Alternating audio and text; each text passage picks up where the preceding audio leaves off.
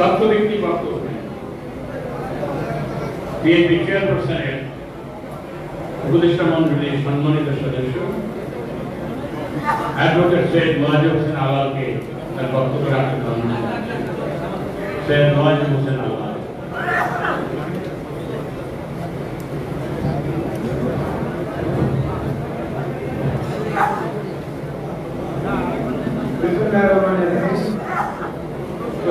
সভাপতি, পরমচন্দ্র প্রধান অতিথি, সম্মানিত প্রধান বক্তা, উপস্থিত মুক্তিযোদ্ধা এবং আজকের অনুষ্ঠানের অগ্রগত ব্যক্তিবৃন্দ, মিডিয়া এবং ভাইরা, আসসালামু আলাইকুম। মন্ত্রীরা বসে আছেন, কারণ নাম করে বলে পরিচয় করতে দেওয়ার কোনো প্রয়োজন ছিল। আর এই বসে আপনারা যারা এখনো প্রচন্ড গরমের মধ্যে বসে আছেন সাংঘাতিক ধৈর্য নিয়ে, এই জন্য আপনাদেরকে ধন্যবাদ। আর একই সঙ্গে জাতীয়তাবাদী মুক্তিযোদ্ধা দল বিশেষ করে সভাপতি জনাব ইন্দিরা গান্ধী বিপক্ষে ধন্যবাদ যে 1 তারিখেই 7 তারিখের প্রস্তুতি নেওয়ার খবরটা উনি জানিয়ে দিয়েছেন। 7 নভেম্বরকে প্রতিবদ্ধ করে জাতীয় নির্বাচন অর্থাৎ গণতন্ত্র উত্তরণ, এটার যে প্রক্রিয়াটা এটা উনি আগাম সংকেত দিয়ে মনে করে দিয়েছেন সারা দেশ থেকে মুক্তিযোদ্ধাদেরকে সহযোগিতা করে। বন্ধুরা, গতকালকে প্রায় শুক্রবার দিনই অনুষ্ঠানটা হয়। গতকালকে অনুষ্ঠানটি আমি দেখেছিলাম কিছু সময় বাংলাদেশ টেলিভিশনে, যেটা সাধারণত এর আগে দেখতাম না। অনুষ্ঠানটির নাম হচ্ছে ইত্যাদি। ইত্যাদির একটা থিম সং আছে, আপনারা যেগুলো শুনে থাকেন থিম সংটা সেখানে বলা হচ্ছে কেউ কেউ অবিরাম চুপি চুপি চেহারাটা পাল্টে সাথে বহুরূপী। এই বহুরূপীদের খপ্পরে পড়েছে এখন বাংলাদেশ। এই বহুরূপীদের খপ্পরে পড়ার কারণে কখন কোথায় কি অবস্থা তৈরি হচ্ছে এটা বুঝতে বুঝতে অনেক সময় লেগে যায়। এবং বিএনপির জন্য হচ্ছে একটা মহা ধৈর্যের পরীক্ষার সময়, বিএনপির জন্য এটা হচ্ছে নেতৃত্ব দেওয়ার সময়, বিএনপির জন্য এটা হচ্ছে জনগণের আকাঙ্ক্ষার বাস্তবায়নের জন্য যে কোনো ত্যাগ স্বীকারে আবারও সময়ের মধ্যে প্রস্তুতি নেওয়া দরকার। আমি আপনাদেরকে কয়েকটি কথা শুধু মনে করিয়ে দেই। 28 অক্টোবর বিএনপির কেন্দ্রীয় অফিসের সামনে বিএনপি সমাবেশ ছিল। সারা দেশ থেকে আপনারা এসেছিলেন। কি তাণ্ডবটা সেদিন চালানো হয়েছিল আপনাদের মনে আছে? এমনকি পরবর্তীতে আমাদের শ্রদ্ধেয় মহাসচিবকে পর্যন্ত সেই কার্যালয়ে ঢুকতে দেওয়া হয়নি। সেই সময় পুলিশ কর্মকর্তারা বলেছিল ওখানে নাকি ক্রাইম সিন, এই জন্য বিএনপি অফিসে বিএনপির মহাসচিব ঢুকতে পারবেন না। আর অন্য কি হয়েছে আপনারা জানেন, যে নারকীয়তা, যে বর্বর আক্রমণ, নির্যাতন। একই দিনে জামাতের কর্মসূচি ছিল আরেকটি জায়গায় আরামবাগের ওইখানে। একটা ফুলের টোকাও কিন্তু সেখানে করে না। তারা নির্বিঘ্নে কর্মসূচি পালন করেছে, নির্বিঘ্নে নিশ্চিন্তে মনে শুনে ওখান থেকে আমার বাড়িতে ফেরত চলে গেছে। আমি কারাগারে ছিলাম 2023-এর 28 অক্টোবরের পরে। আগের ঘটনার পর্যায়ক্রমিক 23 অক্টোবরের পরেও গ্রেফতার হয়ে কারাগারে গিয়েছিলাম। আমার সঙ্গে কারাগারে ছিলেন জামাতের আমির সাহেব, জনাব ডাক্তার শহীদুল হক। কিছুদিন পরে শুনলাম ওনাকে কারাগার বদল করা হয়েছে। কোথায়? কাশিমপুর 1-এ। খবর নিলাম কাশিমপুর 1-এ মিয়া ভবন পড়োয়ার আছেন, কাশিমপুর 1-এ রফিকুল ইসলাম খান আছেন, কাশিমপুর 1-এ জামাতের অন্যান্য নেতারাও আছেন। সবাইকে ওখানে একত্রে থাকার সুযোগ দেওয়া হলো। আর ওই কারাগারে কাশিমপুর 2-এর ওই ছেলে বিএনপি করতেছিলাম আমি একা। অর্থাৎ ওখানেও কিন্তু তৎকালীন সরকারের কাছ থেকে জামাত সুবিধা পেয়েছে। এর পরবর্তীতে আসেন হাসিনা পতনের পরে হঠাৎ করে ছাত্র শিবির বের হলো। তাহলে আর ভাই তো ছাত্রলীগ করতো 5 তারিখের আগে পর্যন্ত, তাহলে আমরাই তো ওখানে ছাত্র এসেছিলাম। এখন জামাত ইসলামের নেতৃত্বে যারা আছে, এখন বর্তমানে এই জামাত ইসলামের নেতৃত্বে যিনি আছেন 1 নম্বরে যিনি আছেন 2 নম্বরে যিনি আছেন সেক্রেটারি হিসাবে তিনি, তিনজনই কিন্তু জাতীয় সমাজতান্ত্রিক দলের প্রধান। তিনজনই শাসনের লোক, গলাকাটা পার্টির লোক, রক্ষাটা পার্টির লোক, গুলি করে মুক্তিযোদ্ধাদের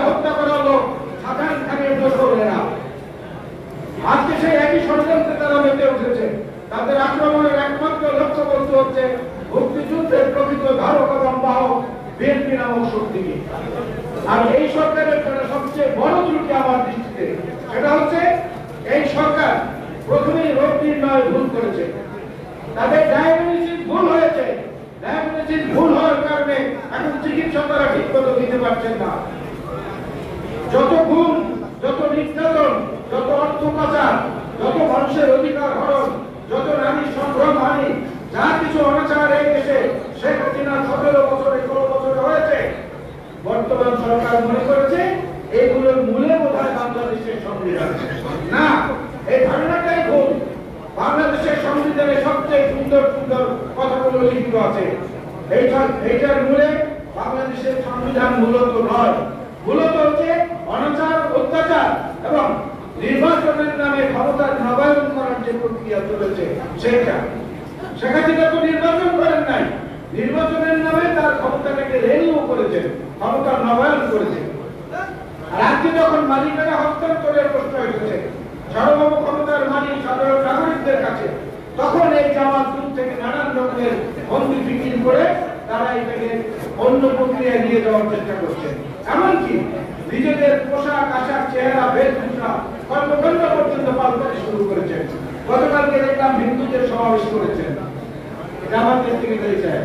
খুব ভালো কথা, সনাতন ধর্মের লোকেরা আপনাদের কাছে গেছে, আপনারা ডেকেছেন, তারা গিয়েছেন, কিন্তু কথাবার্তা সব হচ্ছে বিএনপির বিরুদ্ধে। ওখানে কিন্তু সনাতন ধর্মাবলম্বী সম্পর্কে কোনো কথা নেই। এক জায়গায় শুধু সেক্রেটারি বলেছেন অমুক মার্কা দেখেছি, অমুক মার্কা দেখেছি, অমুক মার্কা দেখেছি। আরে ভাই, ধানের শীষের সঙ্গে তো ছিলেন, ধানের শীষ না দিলে তো কেউ 2 টাকা দিয়েও কিনতো না, বাজারে শুকিয়ে দেওয়া করোনার মতো কেউ কিনতো না আপনাদেরকে। 2018 তো বিএনপি ধানের শীষকে নির্বাচন করেছেন। বড় বড় কথা বলেন। 2001 থেকে 2006 বিএনপি সরকারের সঙ্গে ছিলেন সহযোগী হিসাবে। বিএনপির যদি কোনো ভুল হয়ে থাকে সেই ভুলের অংশীদার আপনারাও আছেন। আজকে বারবার আঙুল তোলেন কোথায়? শুধু উপর দিকে ছড়েন, নিজের গায়ে পড়ে সেটা আগে দেখার চেষ্টা করেন। সেটা না দেখে ক্রমাগত বিএনপিকে যে ভরসাই করার চেষ্টা করতেন, এইটার কোনো ক্রমে আমরা মেনে নিতে পারি না। বিএনপির অবস্থানের আগের সমাবেশে আমি বলেছিলাম আপনাদেরকে যে বিএনপি অর্জুন গাছের ছাল হয়ে গেছে, যার তখন মন চায় ছাল কেটে নিয়ে নিজের চিকিৎসায় ব্যবহার করে। এই অর্জুন গাছের ছাল বিএনপির হলেও চলবে না। কারণ আমি অনুরোধ করবো, মঞ্চে আজকে মাননীয় মহাসচিব আছেন, বীর মুক্তিযোদ্ধারা আছেন, বিএনপির পক্ষ থেকে দাবি তোলা উচিত যে 23-24 এবং এর আগে গণহত্যা, নির্মম নির্যাতন, নিপীড়ন, ভোটাধিকার হরণ, এই জন্য যদি আওয়ামী লীগের কার্যক্রম নিষিদ্ধ হতে পারে, তাহলে 71-এর গণহত্যা, ধর্ষণ, নারকীয় হত্যাযজ্ঞের কারণে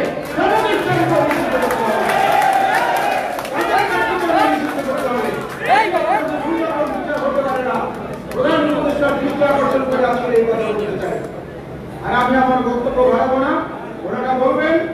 একটা জিনিস শুধু আমি বলি আমার বক্তব্যের শেষে, জামাতের জন্য ভালো খবরও আছে। মুরগির বাচ্চারা মুরগিকে দুঃখ করে বলছে, মা, মানুষের এত সুন্দর সুন্দর নাম, আমাদের তো কোনো নাম হয় না কেন? আমরা এতগুলো বাচ্চা তোমার মুরগি জানে না, তোমাদেরও নাম হয়। কোথায় নাম হয়? তোমরা মারা গেলে পরে তোমাদের নাম হয়। Chicken biryani, chicken roast, chicken burger, chicken tandoori, কত সুন্দর সুন্দর নাম। জামাত করার পর আমাদের নাম হবে, তার আগে হবে না। দেশের মানুষ তাদেরকে গ্রহণ করবে না। 75-এর চেতনা আমাদেরকে সেটাই শিখিয়েছে। স্বাধীনতার পক্ষে, মুক্তিযুদ্ধের পক্ষে এবং মুক্তিযুদ্ধের মূল যে ধারণা, মূল যে রূপরেখা, সেটা হৃদয়ে লালন করে শহীদ জিয়াউর রহমান গুরুত্তম। তার নেতৃত্বে হয়েছে 75-এর 7 নভেম্বর। দেশনেত্রী বেগম খালেদা জিয়ার নেতৃত্বে এসেছে বাকশাল থেকে একদলীয় গণতন্ত্রের সুবাতাস। তার নেতা তারেক রহমানের নেতৃত্বে আসবে এই দেশের জনগণের মালিকানা জনগণের কাছে ফিরিয়ে দেওয়ার সেই পুনঃপরিবর্তনের বন্দোবস্ত। এটাই আজকে আমাদের প্রত্যাশা। জাতীয়তাবাদী মুক্তিযোদ্ধা দল জিন্দাবাদ, শহীদ জিয়া গুরুত্তম করো, দেশনেত্রী বেগম খালেদা জিয়া জিন্দাবাদ, যারা তারেক রহমান জিন্দাবাদ। আসসালামু আলাইকুম। প্রিয় উপস্থিতি, আপনারা দেশের বহু অঞ্চল থেকে এখানে সমাবেত হয়েছেন। মুক্তিযোদ্ধা ভাইয়েরা অনেক কষ্ট সহ্য করছে। বার্তা নিয়ে যাবেন একটু, আগামী দিন আমাদের কি করবেন। একটু অপেক্ষা করেন, একটু ধৈর্য ধারণ করুন। বক্তব্য রাখার জন্য অনুরোধ করছি বীর মুক্তিযোদ্ধা বিএনপি চেয়ারপারসনের উপদেষ্টা মন্ডলীর সম্মানিত সদস্য জনাব আব্দুল সালাম। জনাব আব্দুল সালাম।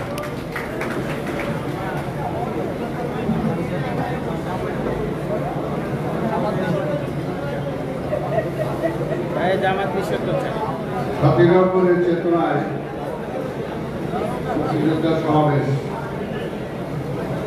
এই সমাবেশের সরকারি সভাপতি মুক্তিযোদ্ধা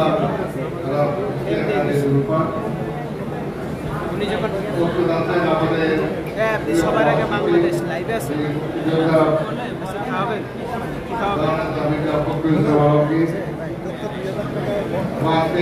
প্রধান বক্তা হিসেবে উপস্থিত আছেন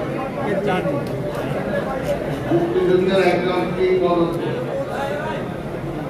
যার কথা বলতে যে আমরা অনুপ্রাণিত হই, সাহসী হই। আমাদের এই নেতা ডক্টর হাফিজুদ্দিন আহমেদ বিক্রম উপস্থিত আছেন, অন্যান্য নেতৃবৃন্দ, সম্মানিত মুক্তিযোদ্ধা ভাইরা, আসসালামু আলাইকুম ওয়া রাহমাতুল্লাহি ওয়া বারাকাতুহু। 7 নভেম্বরের চেতনা, 7 নভেম্বরের চেতনা তো মুক্তিযুদ্ধের চেতনা। আর 7 নভেম্বর যদি না হতো তাহলে আমরা সেদিনই আমাদের স্বাধীনতা হারাতাম। গণতন্ত্র তো আগেই হারিয়েছিলাম। এখানে বাংলাদেশের মূল চেতনা যদি বলি তাহলে সেটা হলো 7 নভেম্বরের চেতনা। 72 থেকে 75 আমাদেরকে সব ভুলিয়ে দিয়েছিল।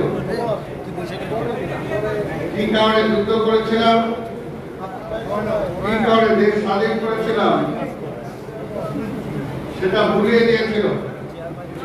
মনে হয়েছিল যে একটি রাষ্ট্রকে খুশি করার জন্যই, যারা অনেকে বলেন যে পাকিস্তান থেকে বাংলাদেশ হয়েছিল ভারতের স্বার্থে, কিন্তু সেটা তো না। আমরা যারা মুক্তিযোদ্ধা, আমরা যুদ্ধ করেছিলাম দেশকে স্বাধীন করার জন্য,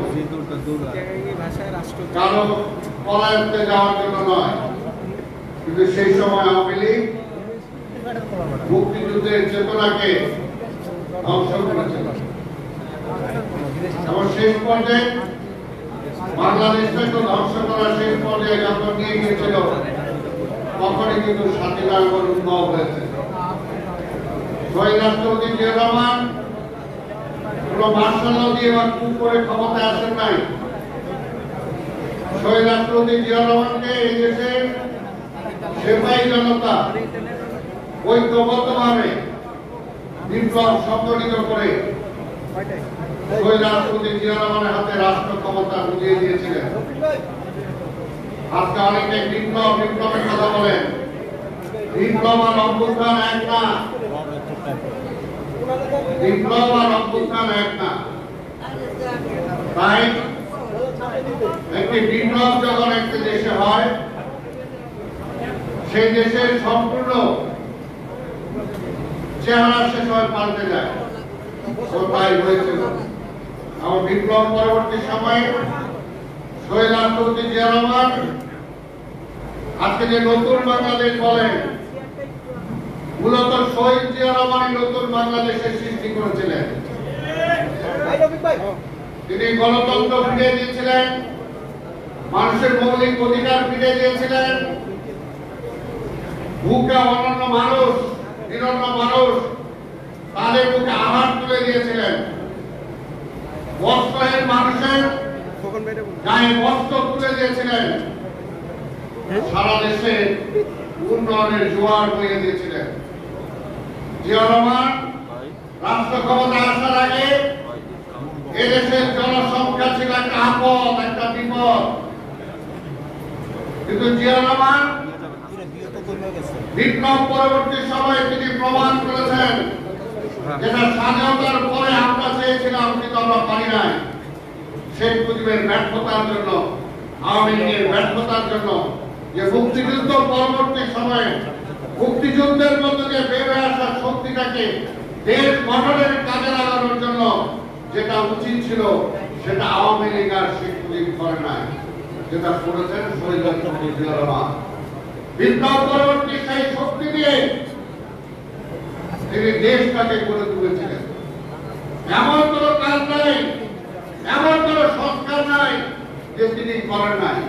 আজকে সংস্কার বলতে গেলে তাকে মহান সংস্কারও বলতে হবে।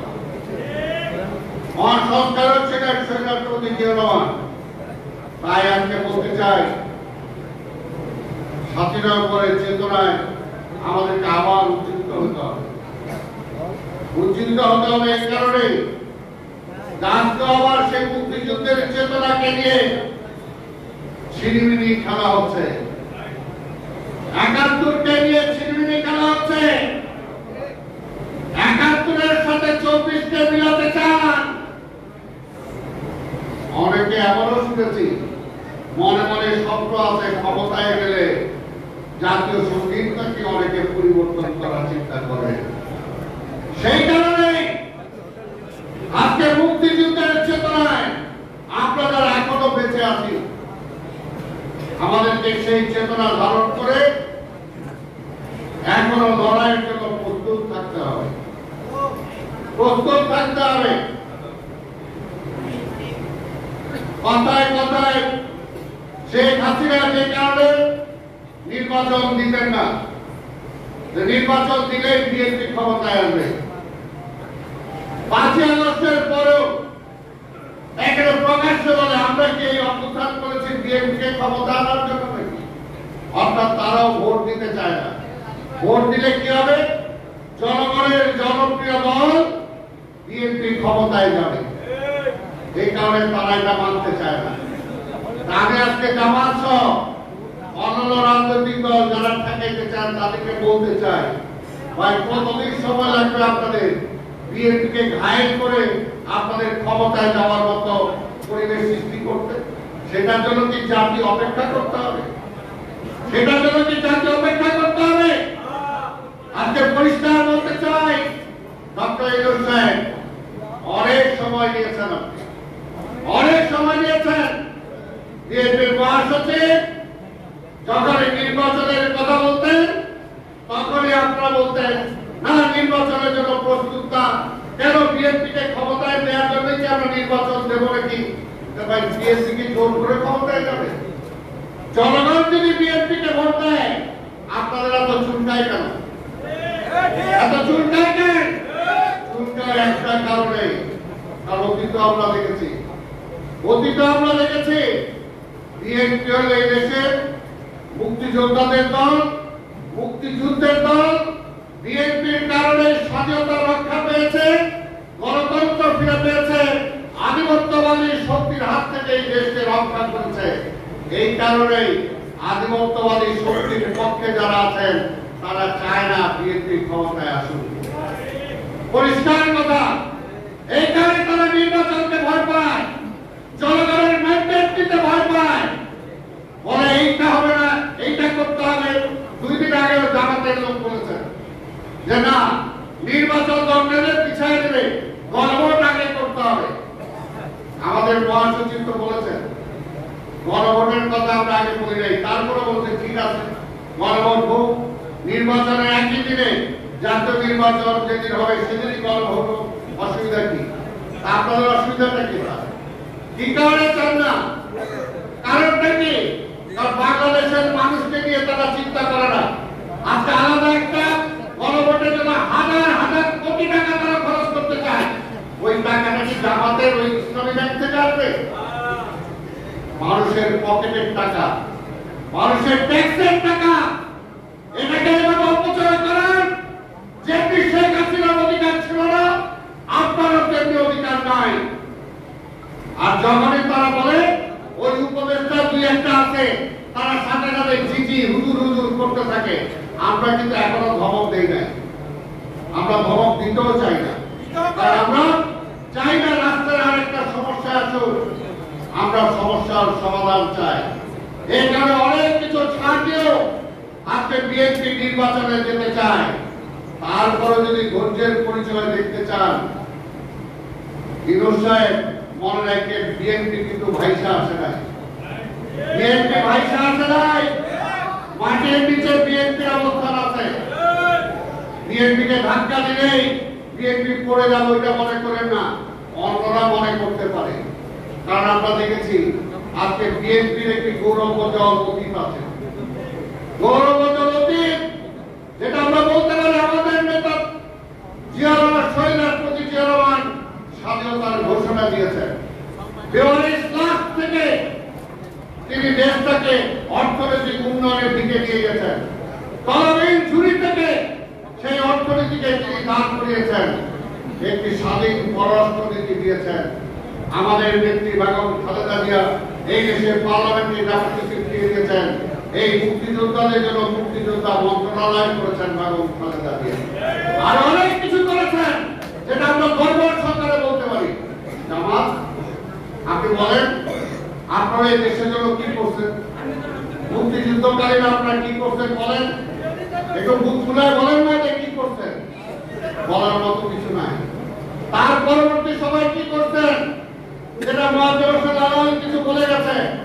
বিএনপির কাঁধে ভর করেছিলেন, কিন্তু আন্দোলনে কখনো অংশগ্রহণ করেন নাই, বরঞ্চ আন্দোলনের বিপক্ষে একটা অবস্থান নিয়েছেন।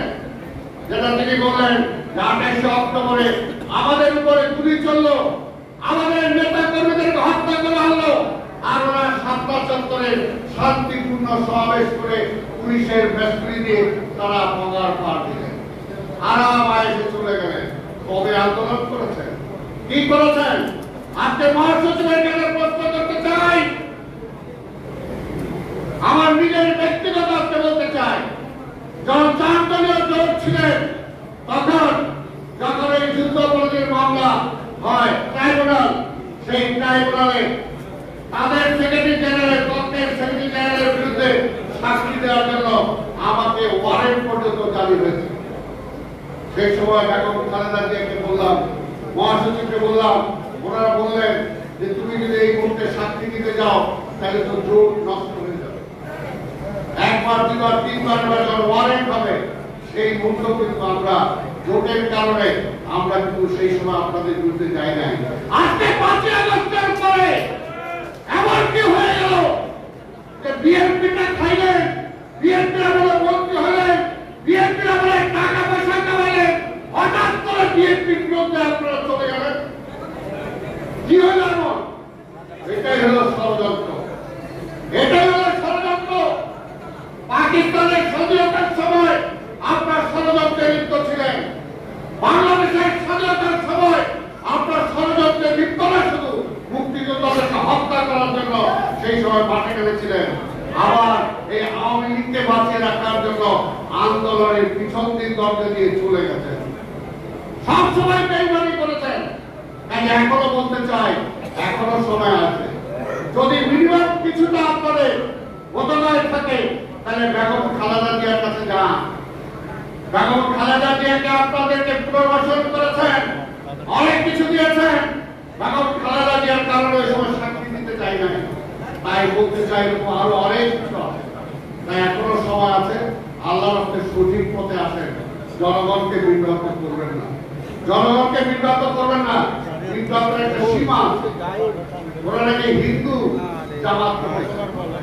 আমি প্রশ্ন করতে চাই জামাতের সেক্রেটারি জেনারেলকে, যে আপনি হিন্দুদের নিয়ে বৈঠক করছেন, তাদেরকে আপনার জামাতের সুরার সদস্য বানাবেন? আপনার সেক্রেটারি জেনারেলের পদ থেকে কখনো হিন্দু কাউকে দেবে? ইসলামের একটা সীমা থাকা দরকার। আমার বলে যে মুক্তিযুদ্ধ অনেকে তাদের আছে, আরে যুদ্ধের সময় তো প্রকাশ্যে পাকিস্তানের পক্ষে আপনারা সেই সময় মন্ত্রী পরিষদে জয়েন করেছেন এবং মুক্তিযুদ্ধের বিপক্ষে আপনারা বয়ান দিয়েছেন, বক্তব্য দিয়েছেন। আবার তাদের মধ্যে নাকি মুক্তিযোদ্ধা। চিন্তা করে দেখেন, হাস্যকর কথা। আজকে কি বলতে চাই, আমি আমার বক্তব্য দীর্ঘায়িত করতে চাই না। আজকে শুধু এটাই বলতে চাই, বিএনপির অবস্থান পরিষ্কার, বিএনপির অবস্থান পরিষ্কার। আমরা দিল্লিকেও মানি না, পিন্ডিকেও মানি না। আমাদের দেশ বাংলাদেশ, আমাদের কোনো প্রভু নাই, আমাদের কোনো প্রভু নাই। জনগণের হয়ে আমরা রাজনীতি করি। তাই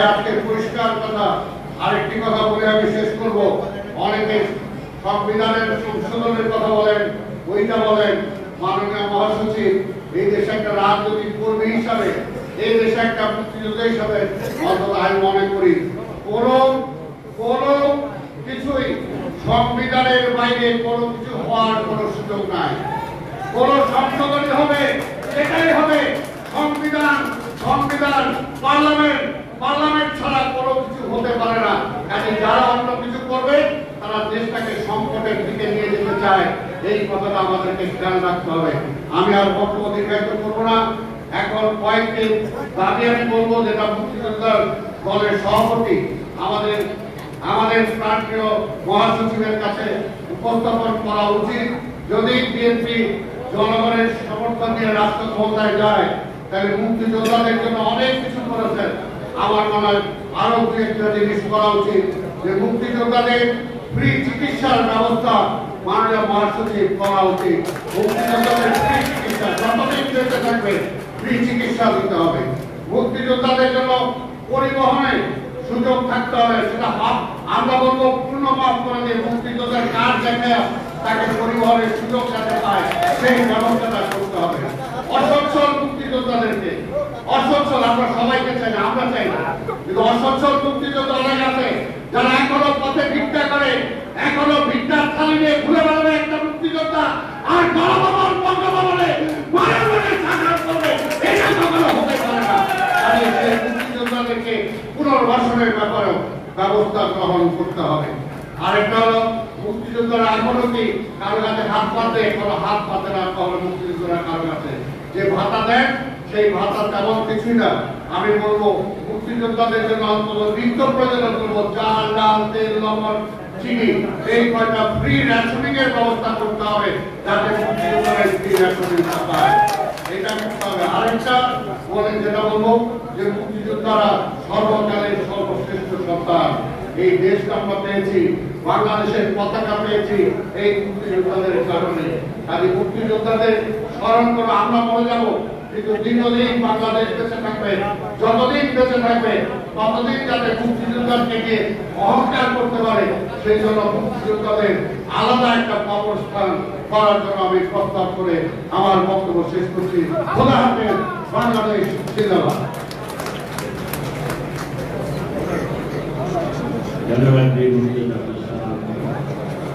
মুক্তিযোদ্ধাদের কোনো দাবি নেই, কিছু বলেন সেটা মুক্তিযোদ্ধাদের অধিকার। আসন্ন জাতীয় সংসদ নির্বাচন যখন এই জাতির দল গড়ায় করা লাগছে, তখন জামাত সহ কয়েকটি রাজনৈতিক দল তার বিরোধিতা করছে, তাদের বিরুদ্ধে ষড়যন্ত্র করছে এই জাতীয় নির্বাচনকে বাঞ্ছাল করার জন্য। কিছুদিন আগে যে বিপ্লব হয়ে গেল, কত হাজার হাজার মানুষ সেখানে প্রাণ দিল, অন্ধ হলো, পঙ্গু হলো। এখন বক্তব্য রাখার জন্য অনুরোধ করছি দক্ষিণ বাংলার আদরের দুলাল, ভোলার মুকুটের সম্রাট, 6বার যিনি সংসদ সদস্য, বীর মুক্তিযোদ্ধা, বিএনপির চেয়ারপারসন, মাফ করবেন, উনি বিএনপির স্থায়ী কমিটির সম্মানিত সদস্য, বীর মুক্তিযোদ্ধা জনাব হাফিজুদ্দিন আহমদ বীর টিকরাম। জনাব হাফিজুদ্দিন আহমদ বীর টিকরাম, আসুন আমরা তাদের মাধ্যমে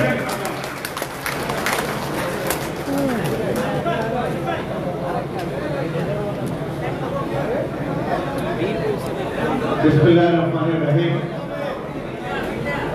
আজকের মুক্তিযোদ্ধা সমাবেশে সম্মানিত সভাপতি, বীর মুক্তিযোদ্ধা, শহীদ পরিবার সন্তান,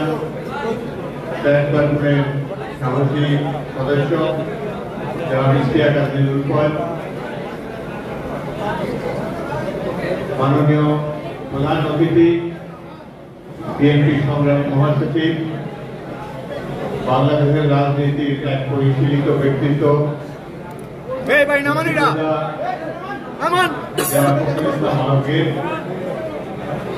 মঞ্চে উপবিষ্ট বিজ্ঞ আলোচক বৃন্দ, আমার সামনে উপবিষ্ট যে মুক্তিযোদ্ধা বৃন্দ, সদস্যরা, সুধী মন্ডলী, আসসালামু আলাইকুম।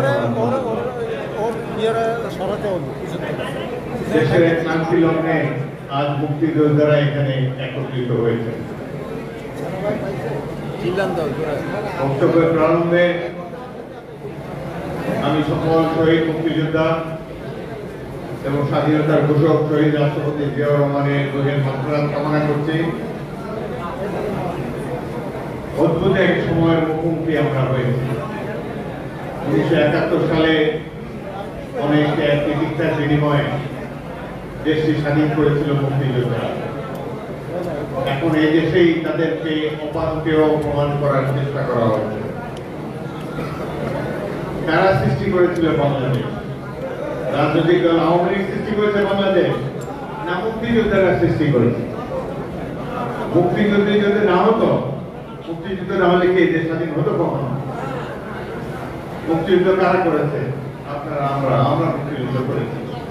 রাজনৈতিক দল যখন নিষ্ক্রিয় হয়ে গিয়েছে, যারা প্রাণ বাঁচানোর জন্য ছুটাছুটি করছে, জনগণকে রক্ষা করার জন্য কোন প্রতিরোধ সংগ্রামের চিহ্ন মাত্র যখন দেখা যাচ্ছে না, তখন এদেশে বাঙালি সৈনিকেরা, ইউপিএনের সৈনিকেরা এবং ছাত্র সমাজ তারা ঐক্যবদ্ধ হয়েছে এবং এই স্বাধীনতা যুদ্ধের ঘোষণা দিয়েছেন চট্টগ্রাম থেকে আওয়ামী লীগের ভাষায় অখ্যাত মেজর জিয়াউর রহমান, যিনি পরবর্তীকালে দেশের মহান রাষ্ট্রপতি এবং আজ অবধি সবচেয়ে জনপ্রিয় রাজনৈতিক ব্যক্তিত্ব। আমি সকল মুক্তিযোদ্ধা সমাবেশের বক্তব্যে মুক্তিযুদ্ধের ঘটনাবলী নিয়ে দু একটি কথা বলি। আজকে একজন জীবন্ত মুক্তিযোদ্ধাকে আপনাদের সামনে উপস্থাপন করব। এখনকার প্রজন্ম 54 বছর আগে ঘটা মুক্তিযুদ্ধ সম্পর্কে পরিষ্কার ধারণা নেই। স্বাধীনতা অববাহিত করে ক্ষমতায় এসেছে আওয়ামী লীগ। তারা এসেই সশস্ত্র সংগ্রামে জীবন বাজি রেখে যারা যুদ্ধ করেছে, সেই সব মুক্তিযোদ্ধাদের কথা ইতিহাস থেকে মুছে ফেলেছে। তারা বলার চেষ্টা করেছে কেবলমাত্র তাদের নেতা একটা ঘোষণা দিয়েছেন, তাদের মানুষের 150 বছর ঘোষণা দিয়েছেন, এতেই দেশটা স্বাধীন নেই। 9টি মাস বুকের রক্ত দিয়ে, জীবন দিয়ে বাংলার পথের প্রান্তরে পাক বাহিনীকে মোকাবেলা করে যারা দেশের স্বাধীনতা ছিনিয়ে এনেছিল, তাদের কথা স্বাধীনতা পরবর্তীকালে ইতিহাসে উল্লেখিত হয়নি। আমি মেজর জিয়াউর রহমানের অধীনস্থ জেড ফোর্সের একজন সৈনিক ছিলাম। 1971 সালের 30 মার্চ যশোর ক্যান্টনমেন্টে পাক বাহিনীর বিরুদ্ধে বিদ্রোহ করি ওয়েস্ট বেঙ্গলের সৈনিকদেরকে নিয়ে।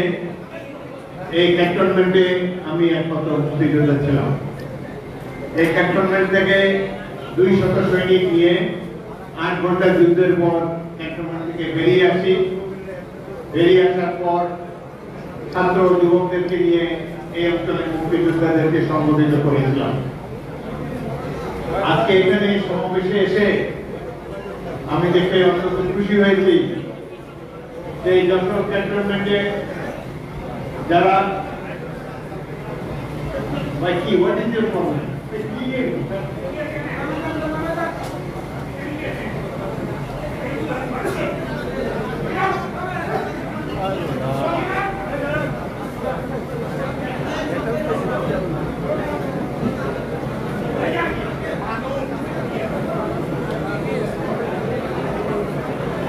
এইভাবে মুক্তিযুদ্ধ এইভাবে নষ্ট হয়ে গেছে, আমার যুদ্ধরা ঢুকে গিয়েছে।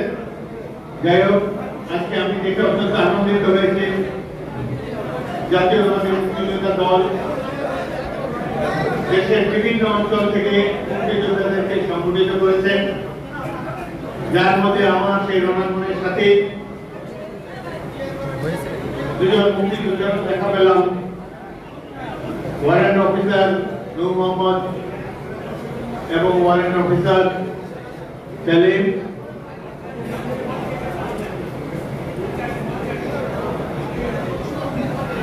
আমি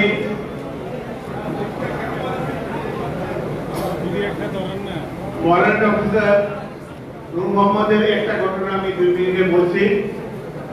প্রকৃত মুক্তিযোদ্ধারা কি ধরনের রিস্ক নিয়ে দেশকে স্বাধীন করেছে কিছুটা ধারণা নতুন প্রজন্মের হবে, বিশেষ করে মুক্তিযোদ্ধা প্রজন্মের কাছে আমি এই বীর মুক্তিযোদ্ধাকে উপস্থাপন করতে চাই। জুলাই মাসে শেষ ভাগে ভারতীয় communication zone commander major general Gurbax Singh Gill আমাদের পল্টনে আসলেন। মেজর জিয়ার সেখানে উপস্থিত ছিলেন। তিনি আমাকে বললেন, আমি এই ব্যাটালিয়নের অধিনায়ক ছিলাম, তিনি আমাকে বললেন যে আমাকে 3 জন শার্প শুটার যারা লক্ষ্যভেদে পারদর্শী এই ধরনের 3 জন সৈনিক আমাকে দেন। আমরা আমার ব্যাটালিয়ন থেকে হাবিলদার নূর মোহাম্মদ, এখন ওয়ারেন্ট অফিসার হেলাল এবং নাসির 3 জনকে বেছে দিলাম। তাদেরকে 15 দিন শিলংয়ে বেলুন উড়িয়ে ফায়ারিং এর টার্গেট প্র্যাকটিস করার সুযোগ দেওয়া হলো। এই সময় শমশেরনগরে একটা বিমানবন্দর ছিল। পাকিস্তানিদের বিমান C-130 প্রত্যেক দিন সেখানে আসতো পাক বাহিনীর জন্য খাদ্য, রসদ এবং অস্ত্রশস্ত্র বহন করে নিয়ে আসতো। এই 3 জন মুক্তিযোদ্ধাকে 2টি LNG এবং 1টি রাইফেল দিয়ে সিলেট সীমান্ত দিয়ে বাংলাদেশের অভ্যন্তরে পাঠিয়ে দেওয়া হলো। তারা 3 জন গভীর রাত্রে পায়ে হেঁটে LNG নিয়ে শমশেরনগর এয়ারপোর্টের দক্ষিণ প্রান্তে এসে অবস্থান গ্রহণ করলেন। তারা এর আগের রাত্রেই একটি জেলের ছদ্মবেশ, মাছ ধরার জেলের ছদ্মবেশ ধারণ করে এবং একটা নৌকা নিয়ে এই এয়ারপোর্টের দক্ষিণ প্রান্তে LNG নিয়ে বসে থাকে কখন সেই পাকিস্তানি বিমান এসে অবতরণ করবে শমশেরনগর এয়ারপোর্টে। কিছুক্ষণ পরেই সকাল 10টার দিকে সেই বিমান এসে নামলো, কিন্তু তারা এই 3 জন ফায়ার করার মতো যুদ্ধ অ্যাঙ্গেল পায়নি বলে ফায়ার করেনি। একটু পরে এই মাল আনলোড করে, খাদ্য, রসদ, অস্ত্রশস্ত্র আনলোড করে আবার বিমানটি যখন ঢাকার দিকে উড়ে যাচ্ছিল, তখন আবার এই 3 অসম সাহসী মুক্তিযোদ্ধা আবার তারা LNG দিয়ে পজিশন নেয়। এবার তারা একটা অ্যাঙ্গেল পায় এবং সুন্দরভাবে লক্ষ্যভেদ করে বিমানটিকে আগুন ধরিয়ে দিয়ে গুলিতে লক্ষ্যভেদ করে। এই 3 জন বাংলাদেশের অনেক অভ্যন্তরে অপারেশন করে আবার মাত্র 3 জন লোক ধীরে ধীরে এই শত্রু কবলিত এলাকার মধ্যে দিয়ে আস্তে আস্তে আস্তে আবার সীমান্ত অতিক্রম করে আবার মুক্তাঞ্চলে প্রবেশ করে। মেজর জেনারেল গিল সীমান্তে দাঁড়িয়েছিলেন তাদেরকে অভ্যর্থনা জানাবার জন্য। তাদেরকে বুকে জড়িয়ে ধরে 3 জনকে কংগ্রেচুলেট করে এবং বলে, এরাই হলো জাতির বীর সন্তান, এরাই বাংলাদেশকে বাঁচিয়ে রাখবে। আমি নূর মোহাম্মদকে এখানে আসার জন্য মহাসচিবের সাথে পরিচিত হওয়ার জন্য অনুরোধ জানাই। সমান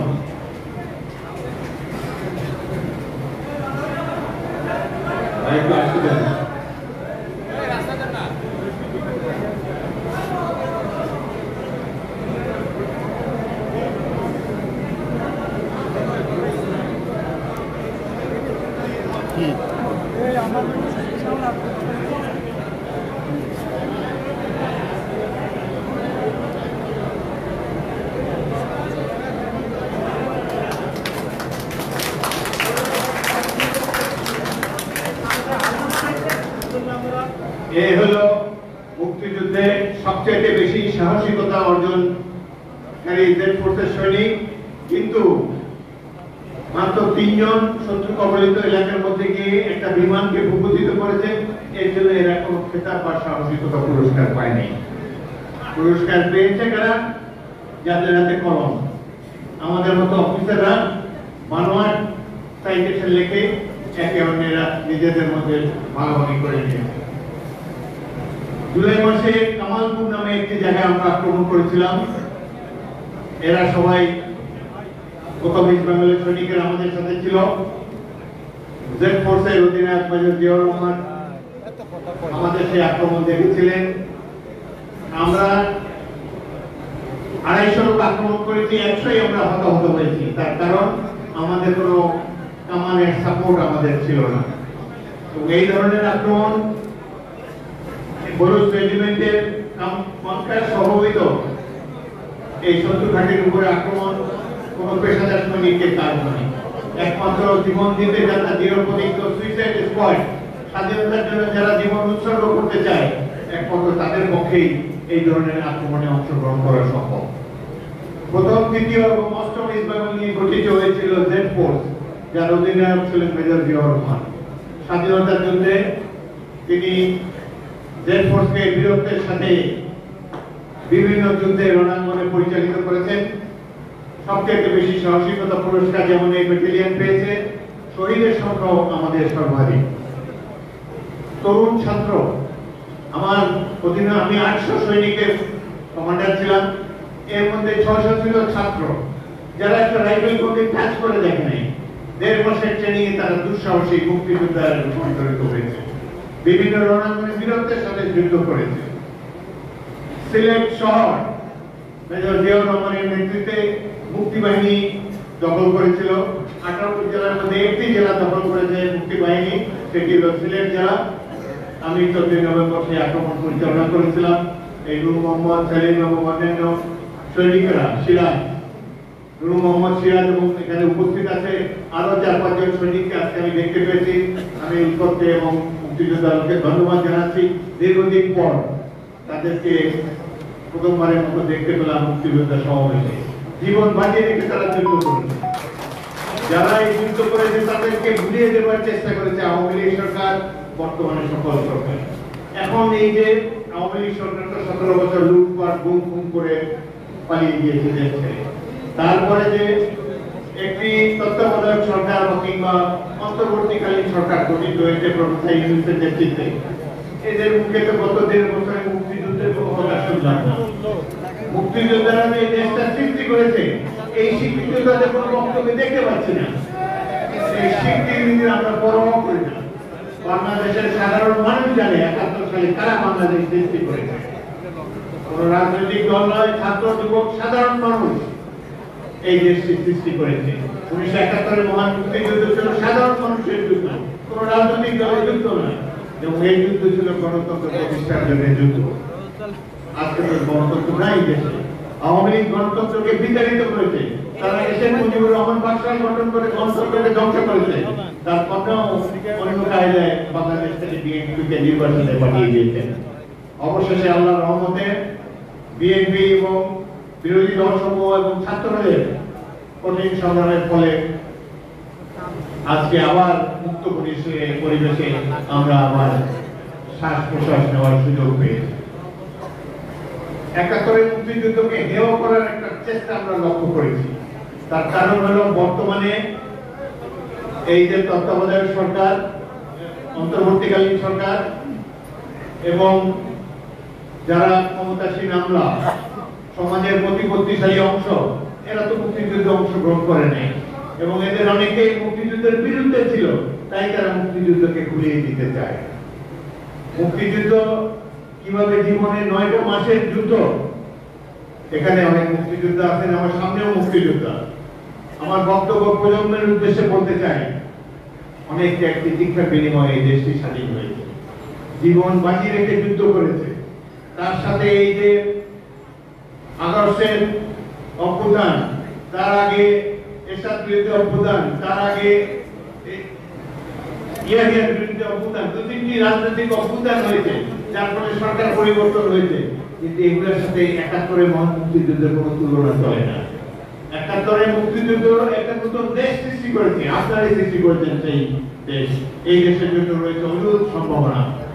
আগামী দিনে আমরা আশা করি মুক্তিযুদ্ধকে কেউ ছোট করার চেষ্টা না করে, যদি মুক্তিযুদ্ধকে ভুলিয়ে দেওয়ার চেষ্টা করে, যদি আবার রাজাদেরকে আবার গ্লোরিফাই করার কোনো চেষ্টা করে, আমরা এখনো জীবিত আছি, ইনশাআল্লাহ আমরা তাদেরকে প্রতিরোধ করব। যে গণতন্ত্রের জন্য আমরা সংগ্রাম করেছিলাম, কি গণতন্ত্র আমরা দেখতে পাচ্ছি?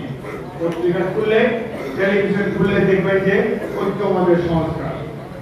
আমাদেরকে বলা হয়েছিল সব রাজনৈতিক দল যেসব বিষয়ে একমত হবে সেগুলো নিয়েই গঠিত হবে জুলাই সনদ।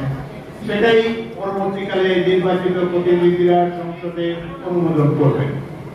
এখন কেন আবার নোট অফ ডিসেন্টকে অন্তর্ভুক্ত করা হলো এবং সেই নোট অফ ডিসেন্টকেও বাদ দিয়ে দেওয়া হয়েছে চূড়ান্ত ঘোষণার মধ্যে? আমরা তো ডিসেন্ট দেখতে চাই না, যেসব বিষয়ে সব রাজনৈতিক দল ঐক্যমতে এসেছে তাদেরকে নিয়ে গঠিত হবে এই জুলাই সনদ। কিন্তু এই দেশে কিছু কিছু আতেল আছে যারা মুক্তিযুদ্ধের সময় কোনো অংশগ্রহণ তাদের ছিল না। ঢাকা বিশ্ববিদ্যালয়, অন্যান্য বিশ্ববিদ্যালয় ভালোভাবে চলেছে। অনেক শিক্ষককে 14 ডিসেম্বর তারিখে হত্যা করা হয়েছে, কিন্তু যদিও তারা বাংলাদেশের পক্ষেই ছিলেন। কিন্তু দেশে 1% লোক সশস্ত্র মুক্তিযুদ্ধে অংশগ্রহণ করে নাই। তাহলে সশস্ত্র মুক্তিযোদ্ধার সংখ্যা হচ্ছে 7 লাখ। 7 কোটি মানুষের দেশ ছিল, 1 লাখ ছিল না মুক্তিযোদ্ধা। সাহসী লোক কম আছে সমাজে। আমরা ভাগ্যবান, আমরা সেই সাহসী তরুণ যুবকদেরকে দেখতে পেয়েছি। কিন্তু যেহেতু সৈনিক এবং ছাত্র জনতা রাজনৈতিক দলের নির্দেশ না মেনে বিদ্রোহ করে প্রতিরোধ যুদ্ধে জীবন দিয়ে বাংলাদেশ প্রতিষ্ঠা করেছে, যেহেতু তারা এলিট সমাজের অংশ নয়, এই জন্য তাদেরকে সমাজে এবং ইতিহাসে সম্মানের সাথে উল্লেখ করা হয়নি। এটি অত্যন্ত দুঃখজনক।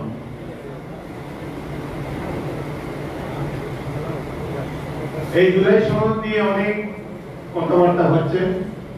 আমি একজন ক্ষুদ্র রাজনৈতিক নেতা হিসাবে মনে করি, কর্মী হিসাবে মনে করি, জুলাই সনদ দেশের জনগণের প্রয়োজন নেই।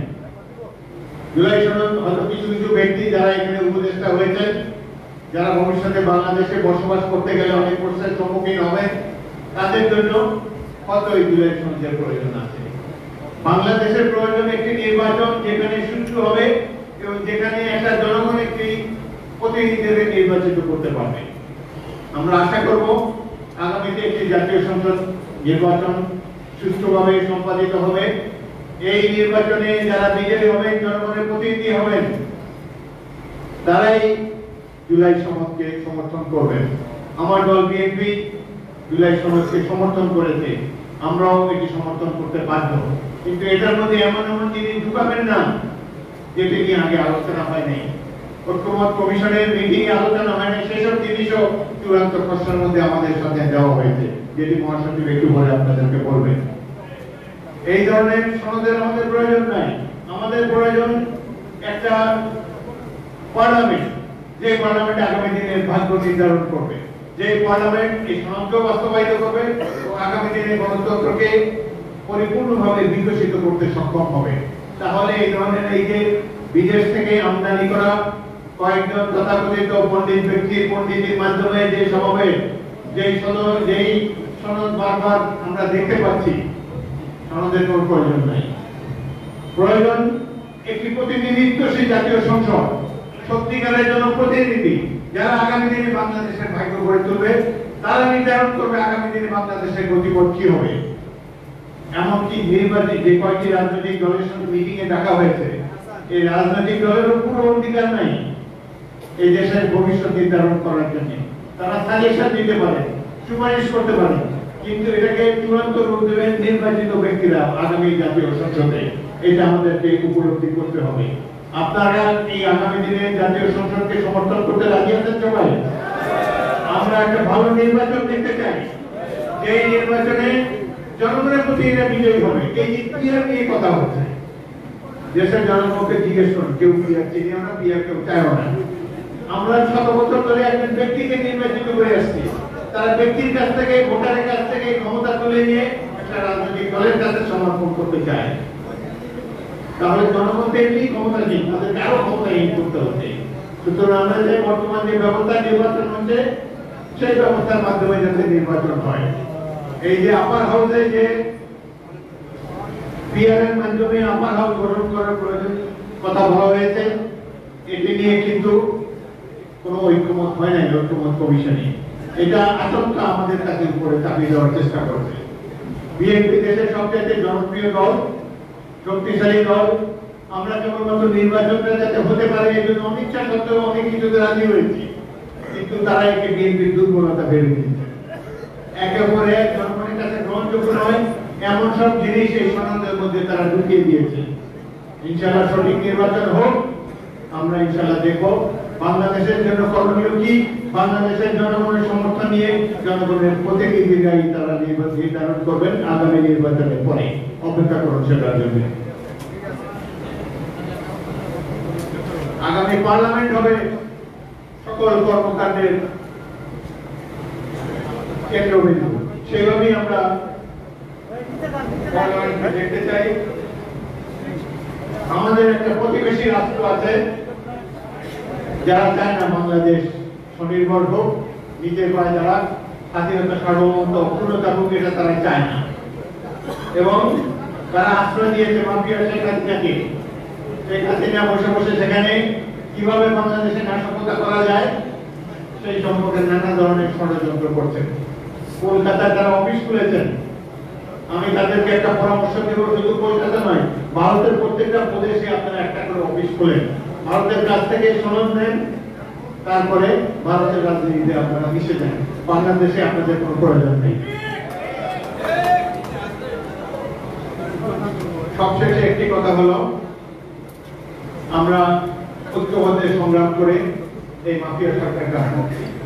আজকে ক্ষমতায় যাওয়ার লোভে একটি ধর্মভিত্তিক রাজনৈতিক দল দেশে নানা রকম বিশৃঙ্খলা করার চেষ্টা করছে, নির্বাচনকে পিছিয়ে দেওয়ার কিংবা বানচাল করার চেষ্টা করছে। তাদের কাছে বিনয়ের সাথে অনুরোধ জানাবো, আমরা যারা একসাথে সংগ্রাম করেছি এই মাফিয়া শেখ হাসিনা সরকারের বিরুদ্ধে, আমরা যেন ঐক্যবদ্ধ থাকি। গদির লোভে আমরা যেন জাতীয় স্বার্থকে বিসর্জন না দিই। সুতরাং আগামী দিনে এই স্বাধীনতা সার্বভৌমত্বের রক্ষা করতে হবে এখানে উপস্থিত মুক্তিযুদ্ধের প্রজন্ম। আমাদের মুক্তিযোদ্ধাদের অনেক বয়স হয়ে গেছে, আমার নিজেরও 81 বছর, পরশুদিন 81 পার হয়ে 81 বছর 3 দিন আজকে আমাদের বয়স, আমার বয়স। এখন আমাদের ভবিষ্যৎ হলো এই মুক্তিযুদ্ধের প্রজন্ম। মুক্তিযুদ্ধকে নিয়ে অনেক খেলাধুলা করা হয়েছে। আমি মুক্তিযুদ্ধের প্রজন্মকে অনুরোধ জানাবো, যদি মুক্তিযুদ্ধের চেতনাকে এবং গণতন্ত্রকে ব্যাহত করার জন্য পাশের দেশ থেকে এবং এই ৭১ স্বাধীনতা বিরোধীরা যদি কোনো ধরনের ষড়যন্ত্র করার চেষ্টা করে, আমরা ঐক্যবদ্ধভাবে তাদেরকে প্রতিরোধ করব। রাজপথে এমন সংগ্রাম গড়ে তুলব, এমন আগুন প্রজ্বলিত করব, বাংলাদেশের মুক্তিযোদ্ধা ছাড়া, মুক্তিযুদ্ধের আদর্শ ছাড়া অন্য কোনো কিছু বাংলাদেশে থাকবে না। আজকের এই দিনে আমরা সবাই একত্রিত হয়ে পেরেছি একটা মুক্ত পরিবেশে। এটি দেখে আমরা খুবই আনন্দিত হয়েছি। এখনো যারা মুক্তিযোদ্ধারা বেঁচে আছেন, কামনা করি আপনারা সবাই শতায়ু হন, সুন্দর জীবন হোক আপনাদের, এবং বাংলাদেশ যে গণতন্ত্রকে প্রতিষ্ঠিত করার জন্য এক করে আমরা যুদ্ধ করেছি, সেই স্বাধীন একটি কল্যাণ রাষ্ট্র যেন আমরা দেখে যেতে পারি। আপনাদের সবাইকে অসংখ্য ধন্যবাদ। বাংলাদেশ জিন্দাবাদ, বিএনপি জিন্দাবাদ, শহীদ অমর হোক, জাতীয়তাবাদী মুক্তিযোদ্ধা দল জিন্দাবাদ। ধন্যবাদ। অনুষ্ঠানের শেষ পর্যায়ে আপনারা গভীর আগ্রহ অপেক্ষা করছেন প্রধানমন্ত্রীর বক্তব্য শোনার জন্য।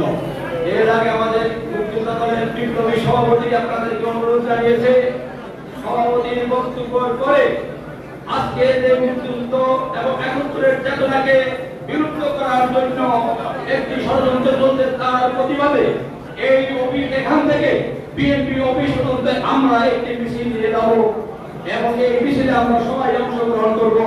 এখন আপনাদের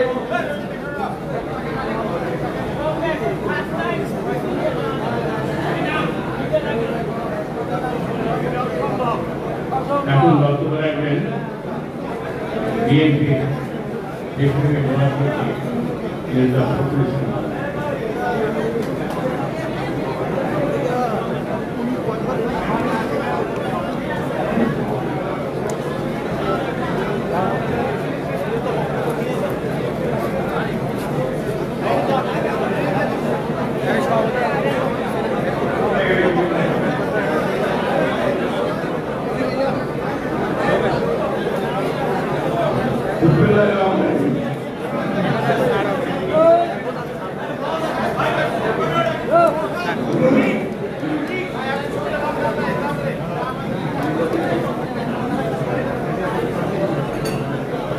বাংলাদেশ জাতীয়তাবাদী মুক্তিযোদ্ধা দল আয়োজিত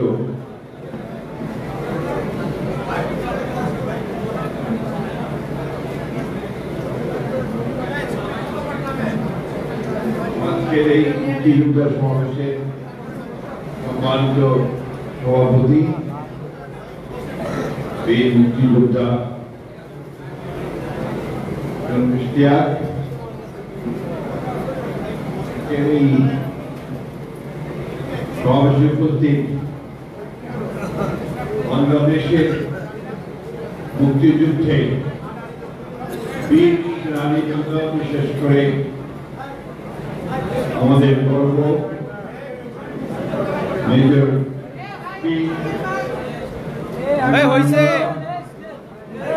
বাংলাদেশের ৭৫ অঞ্চল থেকে আগত বীর মুক্তিযোদ্ধা ভাইয়েরা, আসসালামু আলাইকুম। আমরা এখন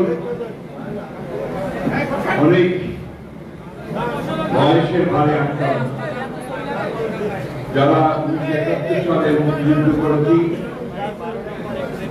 আমি আপনাদেরকে অনুরোধ করবো সবাইকে, সাংবাদিক ভাইদের, দয়া করে একটু নিরাপত্তা পালন করবেন। এই যে প্লিজ, এইভাবে কথা বলা যায় না ভাই।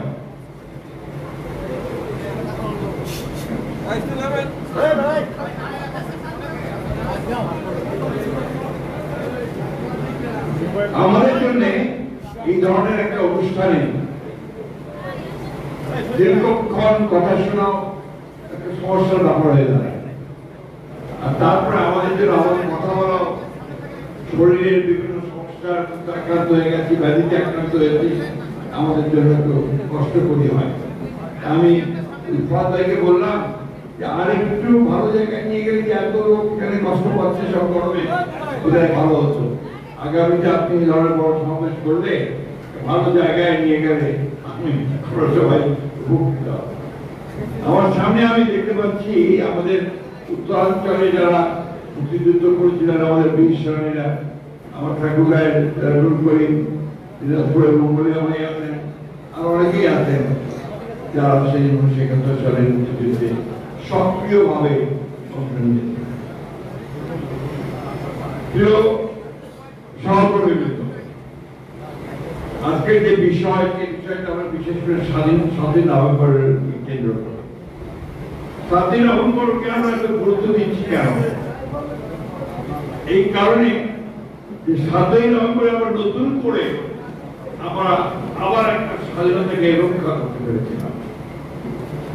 কারণ ১৯৭৫ সালের পট পরিবর্তনের পরে আবারও কিন্তু ৩রা নভেম্বর একটা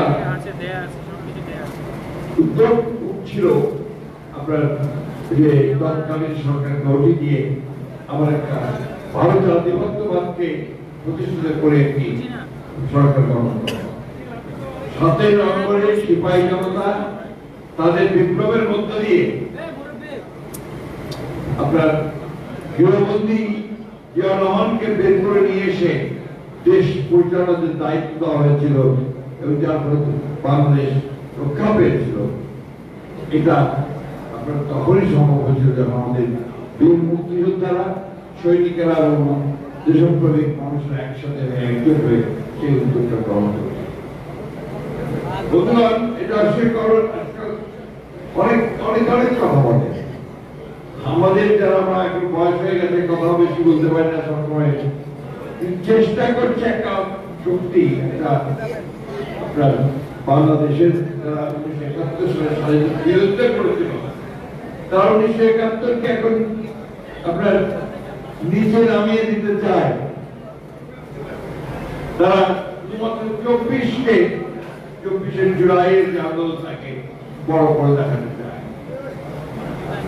আমরা ১৯২৪-এর যে আন্দোলন, সেটা ১৫ বছর ধরে করেছি, এক আধ দিন নয়। আমরা দেশে গণতন্ত্র প্রতিষ্ঠার জন্য, ফ্যাসিস্ট শক্তিকে পরাজিত করবার জন্য, হাসিনাকে উৎখাত করার জন্য আমরা ১৫ বছর সংগ্রাম করেছি। আমাদের মুক্তিযোদ্ধারা সংগ্রাম করেছে। তাতে যদি কেউ দাবি করেন যে এককভাবে তারা নেতৃত্ব, আমরা সেটা মানতে রাখি। আমাদের ৬০ লক্ষ মানুষের বিরুদ্ধে মিথ্যা মামলা হয়েছে।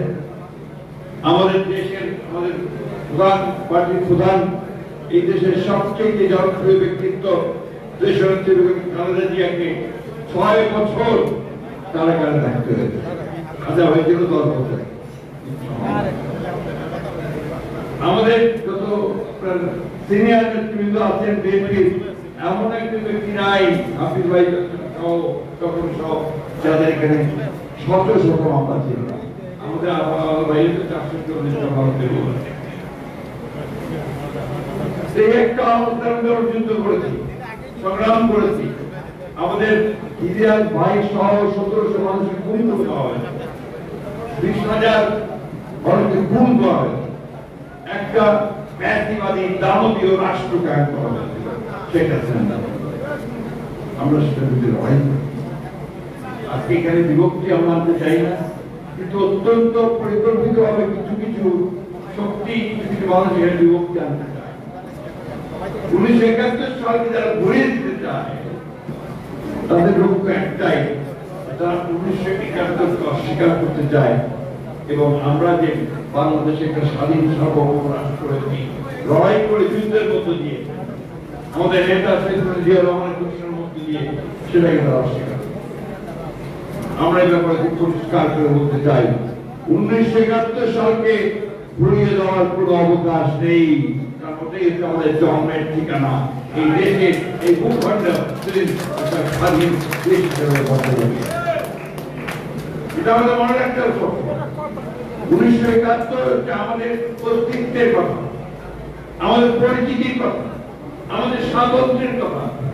সেই দিন যে ঘোষণা হয়েছিল স্বাধীনতা, সেই ঘোষণা হচ্ছে আমাদের নতুন জাতি হিসেবে আত্মপ্রকাশের। বন্ধুগণ, আজকে সেই সমস্ত সূত্রের অনেক বেশি উল্লঙ্ঘন দেখতে পাই। একবার স্মরণ করুন অতীতের কথা, নাম ধরে করবো না, কিন্তু নিজেদের অতীতটা স্মরণ করবেন। 1971 সালে আপনাদের কি ভূমিকা ছিল সেটাও আপনারা মনে রাখবেন। আমি এই কথাটা পরিষ্কার করে বলতে চাই, তাতে আপনার নাকশরা আবার কিছু করার নাই। যেদিন আপনারা সেই মুক্তিযুদ্ধকে গোলমাল করে আটকাইতে করেছেন, কিছু দুষ্কৃতিকারীর একটা অভ্যুত্থানের কথা বলে চিহ্নিত করতে চেষ্টা এবং যারা হত্যা করছিল তাদের সঙ্গে হাতে হাত মিলিয়ে আপনারা এই দেশের মানুষকে হত্যা করেছিলেন এবং আমাদের বহুগুলি জ্ঞানী ব্যক্তিকে সেদিন হত্যা করে বদ্ধভূমিতে দিয়ে ফেলে দিয়ে আমরা এগুলো ভুলি। বন্ধুগণ, 1975 সালের পট পরিবর্তনের পরে, 7 নভেম্বরের পরে শহীদ প্রেসিডেন্ট জিয়া রহমান বাংলাদেশের সংস্কার শুরু করেছিলেন। প্রথমে রাষ্ট্র কাঠামো সরকার, একজনের শাসন ব্যবস্থা থেকে বহুদলীয় শাসন ব্যবস্থা, আপনার সংবাদ মাধ্যমের স্বাধীনতা। এই যে এতগুলো পত্র পত্রিকা, এতগুলো ফোকাস, এত টেলিভিশন দেখছেন, তাদের অতীত কি আপনারা জানেন?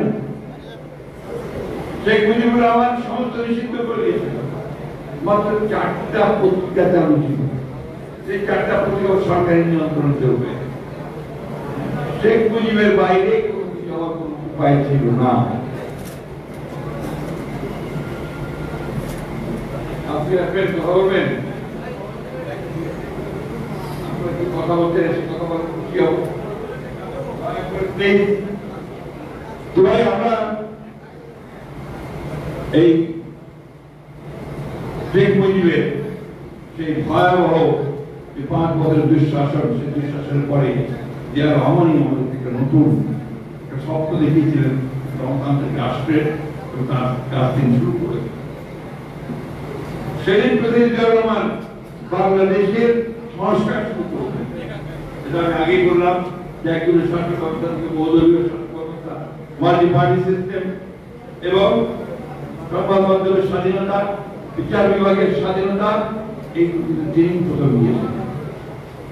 তো তাই নয়, আজকে মেয়েদের যে অগ্রগতি, সেই অগ্রগতি সূচনা হচ্ছে দেওয়া হয়।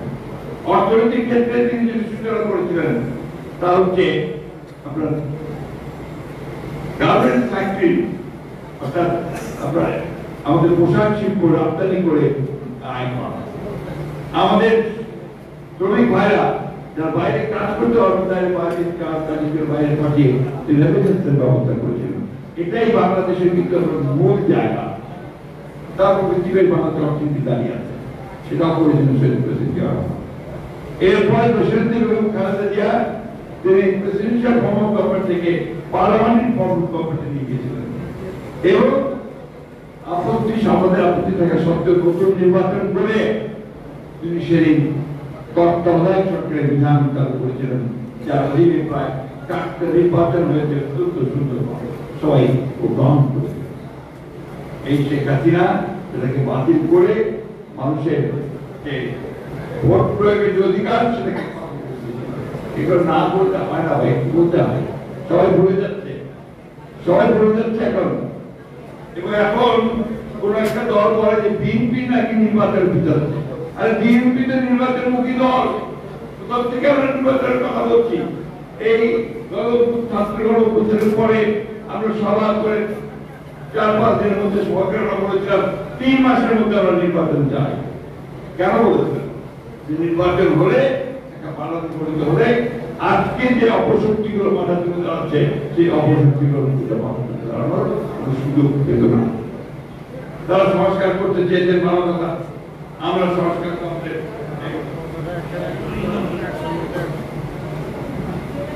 আপনাদের সংস্কারের জন্য আমাদের 31 দফা তারিক সাহেব 2022 সালে যে জগতের সামনে তুলে ধরেছিলেন, কি মনে আছে আপনাদের? 31 দফা তুলে ধরা হয়েছিল, মনে আছে? আমাদের নেতারা সব গ্রামে গ্রামে সব থেকে গেছেন, আপনারা বিভিন্ন জায়গায় গেছেন, এই 31 দফার কথা বলেছেন, তাই না? এই 31 দফায় কি আছে? আজকে আমরা এই সমাজে যতগুলো পাশ করেছেন সব তো আমার 31 দফায় আছে। তাদেরকে কিভাবে আপনারা বলেন যে আমরা সংস্কার চাই না? আমরাই তো সংস্কার করছি সবার আগে, সেই সংস্কার আমরা করতে চাই। কিন্তু আপনারা যেভাবে জনগণকে বিভ্রান্ত করে, জনগণকে বোকা বানিয়ে এই সংস্কার করতে চান, সেটা অবশ্যই আমাদেরকে জনগণের সামনে তুলে ধরতে হবে। এই যে সনদ আমরা পাশ করেছি, আপনার মনে আছে, পার্লামেন্টের সামনে বৃষ্টি হচ্ছিল, ছাতা ধরে পাশ করেছি, সই করেছি না? ওইখানে আমরা যে বিষয়গুলো সই করেছি সেখানে আমরা বলা হয়েছিল যে সব রাজনৈতিক দল যেগুলো একমত সেগুলো সব সই হয়ে গেল। এমনকি যে সমস্ত বিষয়গুলোতে রাজনৈতিক দলগুলো একমত হবে না, তারা আপত্তি দেবে, সেটাকে বলে নোট অফ ডিসেন্ট। সেই নোট অফ ডিসেন্ট লিপিবদ্ধ করা হবে এবং সেটা এখানে রাখা হবে, সমাজে রাখা হবে। দেখা হয়েছে, এটা আমরা সই করেছি। আর এখন ওনারা যেটা উত্থাপন করলেন প্রধান উপদেষ্টার কাছে, সেখানে ওই নোট অফ ডিসেন্টের কোনো কথাই নাই। আমাদের এই কথাগুলো বেমানুষ অভিযোগ করতে তারা আবার নতুন করে কিছু ভিডিও ওখানে নিয়ে এসেছে। এটা অন্যায়, এটা জনগণের সঙ্গে এটা একটা নিঃসন্দেহে প্রতারণামূলক কাজ। তারপরে যদি দেখেন একটা দায়িত্বশীল রাজনৈতিক দল হিসেবে আমরা প্রেস কনফারেন্স করে বলছি, আমরা রাস্তায় যাইনি, আমরা রাস্তায় দাঁড়িয়ে কোনো প্রতিবাদ করিনি, আমরা প্রধান উপদেষ্টার বাড়ির উপরে ঘেরাও করিনি বা আপনার নির্বাচন কমিশনের ঘেরাও করিনি। একটি রাজনৈতিক দল তারা একটা জোট বানিয়ে আমার সাথে করছে, তারা বিভিন্ন ভাবে আপনার এই সরকারকে তারা বাধ্য করতে চায় যে তাদের কথা শুনতে হবে। আমাদের কথা খুব পরিষ্কার, আমরা যেটা সই করেছি সেটা অবশ্যই আমরা সেটার দায় দায়িত্ব গ্রহণ করব, কিন্তু যেটা আমরা সই করিনি সেটা দায় দায়িত্ব আমরা গ্রহণ করবো না। আমরা চাই যে এই বিষয়গুলো একটু আলোচনার মাধ্যমে সমাধান করা হোক। নির্বাচন যেটা ঘোষণা করেছেন 2026 সালের ফেব্রুয়ারি মাসে, তখনই নির্বাচন হতে হবে। বিআর হবে কি হবে না ওটা আগামী পার্লামেন্ট সিদ্ধান্ত নেবে। গণভোটের কথা বলেছে, আমরা রাজি হয়েছি, ঠিক আছে, প্রয়োজন ছিল না, গণভোটের কোনো প্রয়োজন ছিল না, তারপর আমরা রাজি হয়েছি যে ঠিক আছে, কি বলছে ঠিক আছে আমরা করি। আমরা বলছি যে নির্বাচনের দিনই গণভোট করতে হবে, কারণ আমরা গণভোট করতে হলে আরো খরচ করে যাবে, প্রায় 1000 কোটি টাকার উপরে সেই খরচ হবে। নির্বাচনের দুটো ব্যালট থাকবে, একটি ব্যালটে গণভোটের কথা থাকবে, আর একটি ব্যালটে আপনার নির্বাচন সংসদের নির্বাচন হবে। সুন্দর কথা, এটা না করে আবার তারা গণভোট আগে হতে হবে, তারপরে নির্বাচন হবে, এটা আপনারাই বলছেন। আমরা তো নির্বাচন পেছনের কথা একবার বলিনি, আমরা বারবার বলছি যে নির্বাচনটা অতি দ্রুত করতে হবে। এই কথা বলে মানুষকে মিথ্যা কথা বলে প্রতারণা করবেন না। কাগজে দেখলাম আমাদের সৌদি বন্ধুগণ তাহের সাহেব এই তার এলাকায় আমাদেরকে দোষারোপ করতেন যে আমরা নাকি নির্বাচন কে বাধা নেই। এখন পর্যন্ত নির্বাচনকে যতটা বাধা সৃষ্টি করেছেন আপনারা করেছেন।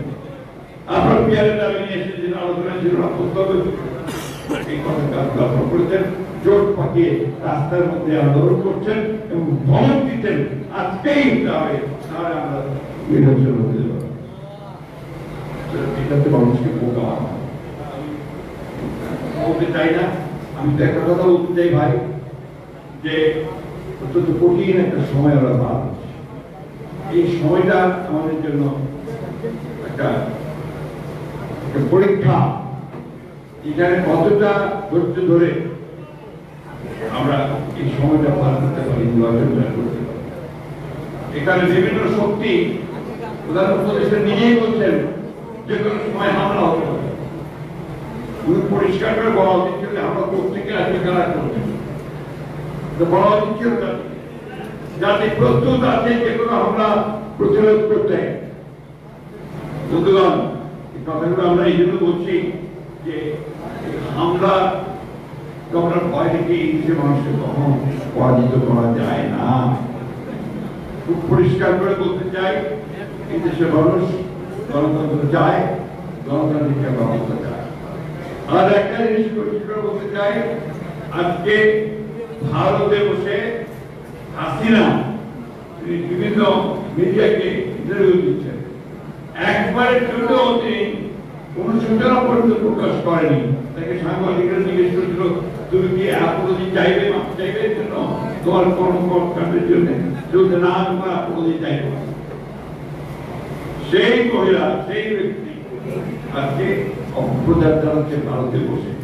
ভারত সরকারকে খুব পরিষ্কার করে বলতে চাই, যার দিন আগে আপনারা বাংলাদেশে ফেরত দিন এবং তার যেখানে বাংলাদেশের আইনে যে বিচারের মুখোমুখি থাকতে হবে সেই বিচারের মুখোমুখি করার ব্যবস্থা করে দিন।